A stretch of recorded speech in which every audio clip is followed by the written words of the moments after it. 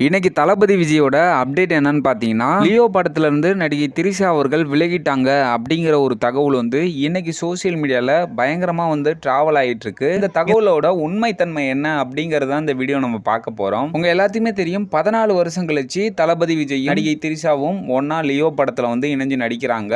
இந்த படம் வந்து தளபதி விஜய்க்கு மட்டும் 67வது படம் இல்ல, நடிகை திரிஷாவுக்கும் இந்த படம் வந்து 67வது படம் தான். இப்ப லியோ படத்தோட படக்குழு மொத்தமும் காஷ்மீர்ல வந்து ஷூட்டிங்ல இருக்காங்க. ஆனா திரிஷா மட்டும் 3 நாட்கள்லயே வந்து சென்னை திரும்பிட்டாங்க. அதனால திரிஷா சீன் முடிஞ்சிருச்சோ, ஒருவேளை வந்து லோகேஷ் வந்து ஷூட்டிங்ல வந்து திரிஷா வந்து டெட் ஆயிட்டாங்களாட்டுக்கு, அதனாலதான் திரிஷா வந்து சென்னை திரும்பிட்டாங்க அப்படின்னு மீம்ஸை போட்டு கலாச்சிட்டு வந்தாங்க.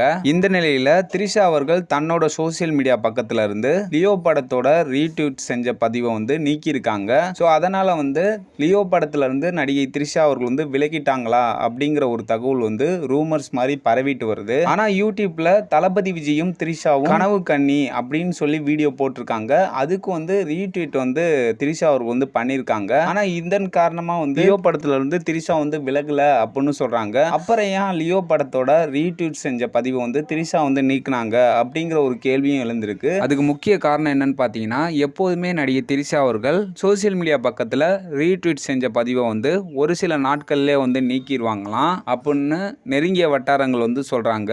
இந்த தகவலால லியோ படத்துல இருந்து நடிகை திரிஷா அவர்கள் வந்து விலகல அப்படிங்கிறது நமக்கு தெளிவா தெரிஞ்சு போச்சு. இன்னைக்கு சோசியல் மீடியால இந்த நியூஸ் வந்து பயங்கரமா டிராவல் ஆயிட்டு இருக்கு. ஸோ மீண்டும் ஒரு தளபதி விஜய் அப்டேட்டோட உங்களை சந்திக்கிறேன். ஓகே, பாய், உங்கள் ஹீரோ.